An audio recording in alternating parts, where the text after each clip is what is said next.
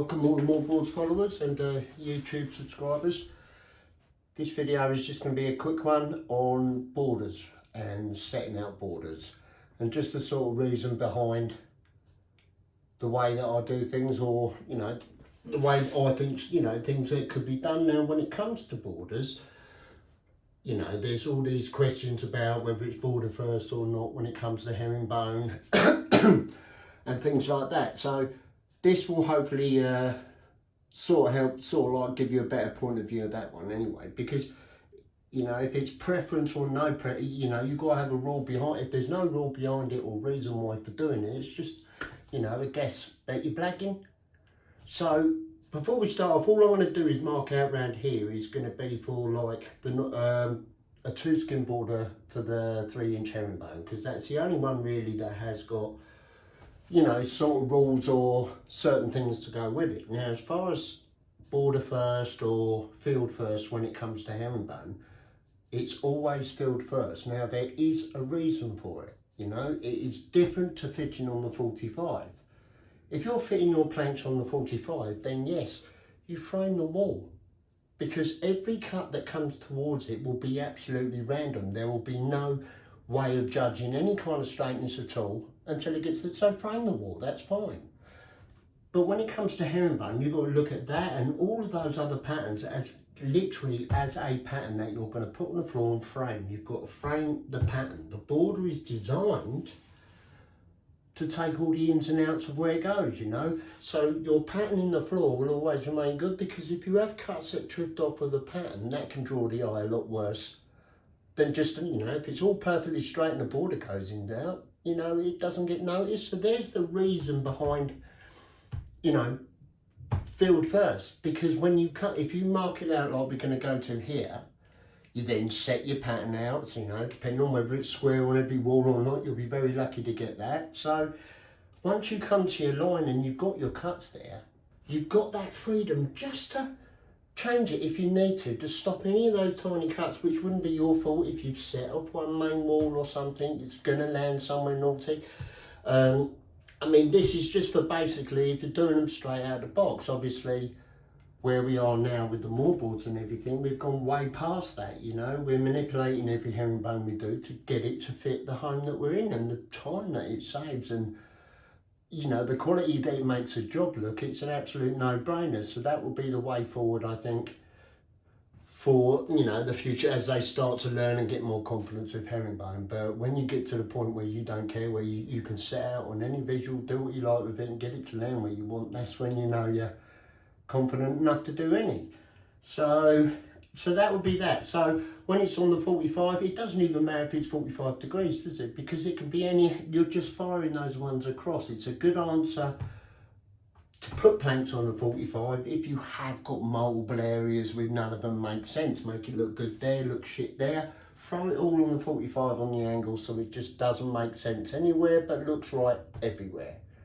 So I mark all of my borders out if I'm doing a 2-skin border with my 45 template, because it's just a little bit under the 5 inches. Now what that gives me, and the reason I do that, is when you've got a 2-skin border going round and you're going through multiple areas, say going through hallways, this, that and the other, it doesn't look that good if you go through the doorway with a border, and if you can avoid it and get the customers to agree on doing what we do, what I like doing when I do mine, it's a better look, I think, for the floor, and it does cater for those sort of areas when you've got the multiple ones that are all set out. In the end, you're doing loads of planks going the same way in doorways.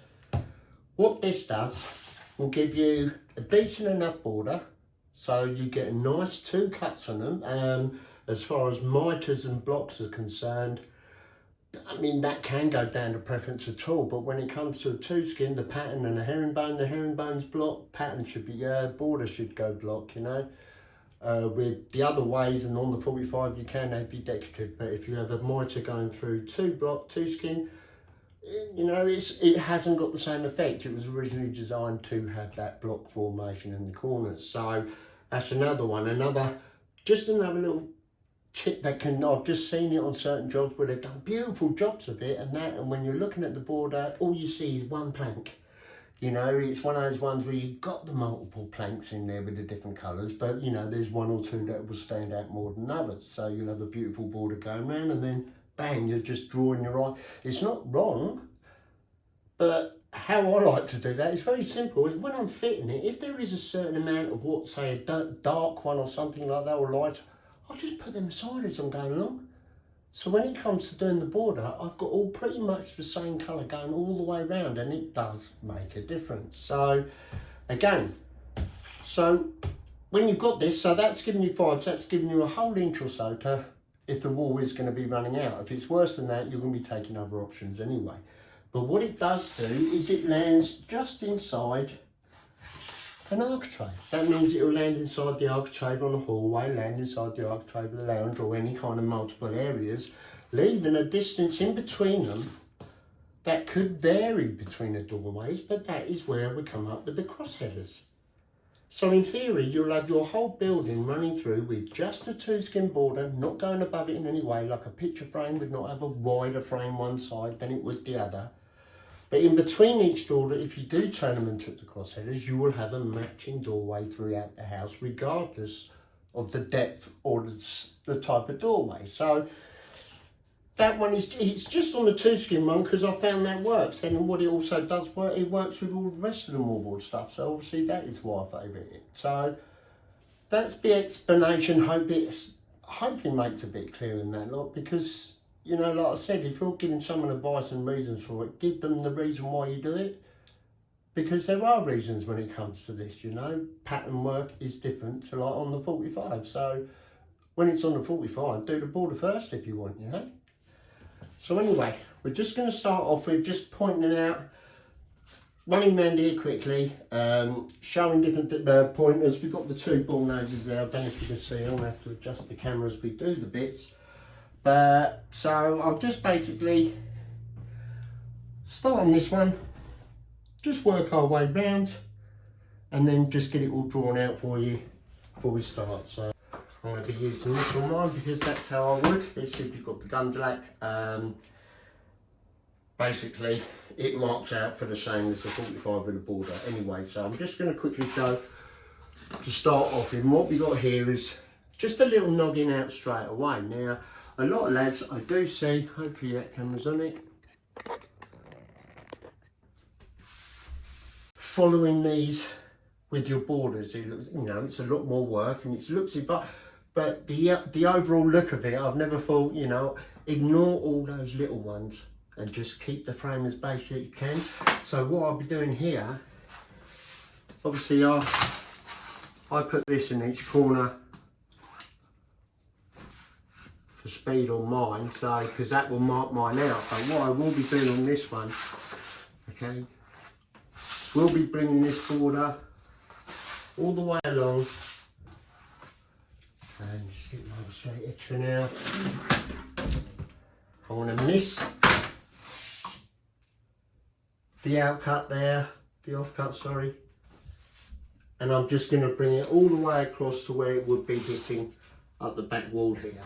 Okay, so I want to ignore that bit, let the border just ride those bits into there. So rather than doing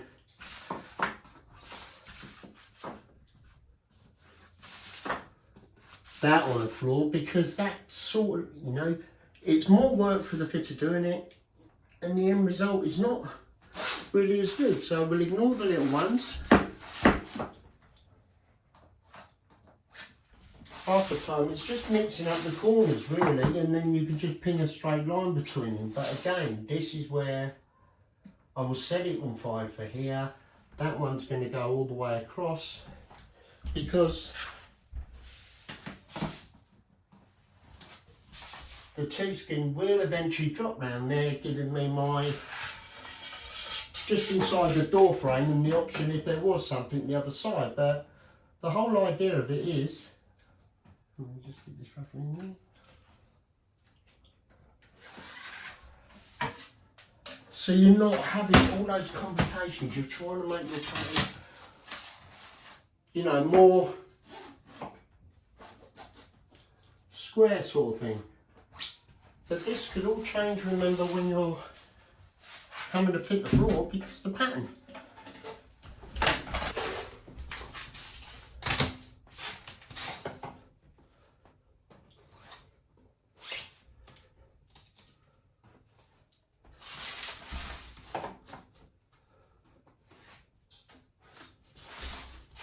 And the theory, that would be that, wouldn't it? So this little noggin out here, it'll be taken from that one, wouldn't it? So it'll either go from that one to the border or bring that one down to go inside there. So we're probably going to go with that one. But these ones you'll see them when they're on the floor, won't you? So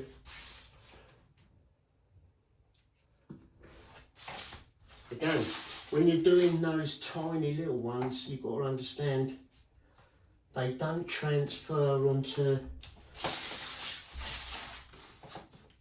the floor nice sometimes when you're doing a border with it. It just overcomplicates it, and if you've got herringbone going down, it's a complicated pattern enough, isn't it? Oops.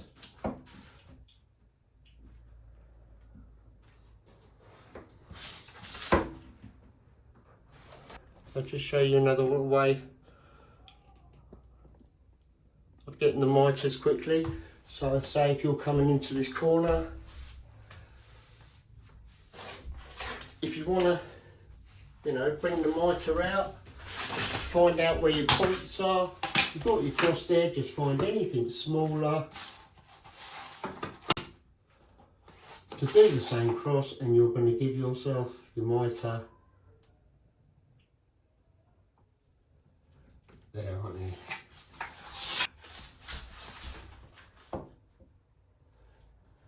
It's all out of square. You're putting these in there, it will help you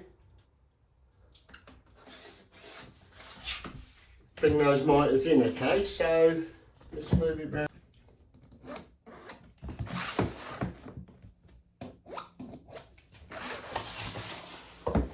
So it all works together as one system. Those of you that have got the Gumdrake workstations, then you'll have that little M1 there. So it's nice, it will tell you whether, you know, you can put that in there with the corner. But again, that's only useful when it's using with the Mawboards, isn't it? So do it as if you won't.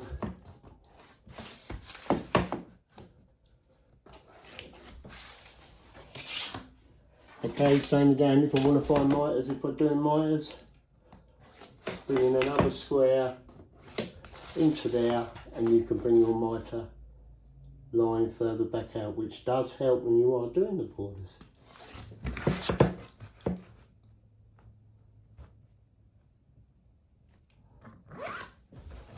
Okay, and then when it comes to doing the curve, you can use your curve cut. Well, if you've got a curve cutter or you're going to do it manually, it's entirely up to you. But I've just taken the bearings out of this because this is very low and it made the bearings ride up. But the hole there, you've got it where you need it to be for that to pull round.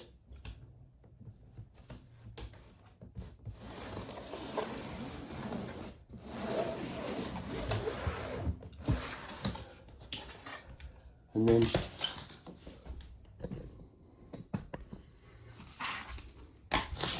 remember,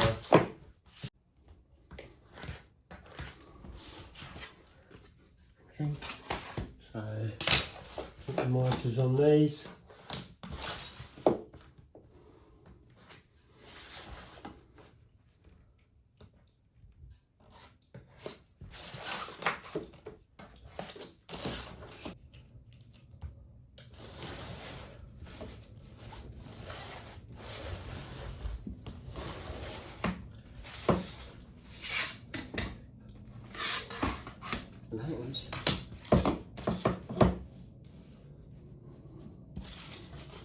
That is now going to tell us just exactly where we're going to want that to go. So that will be the mitre point, won't it?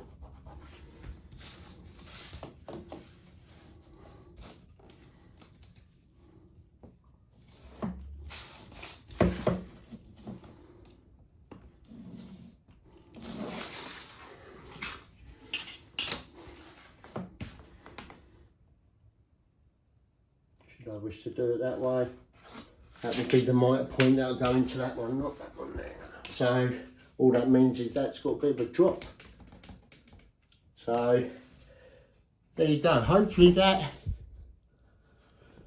can help explain things for you. You know, so next we're going to be doing will be setting out.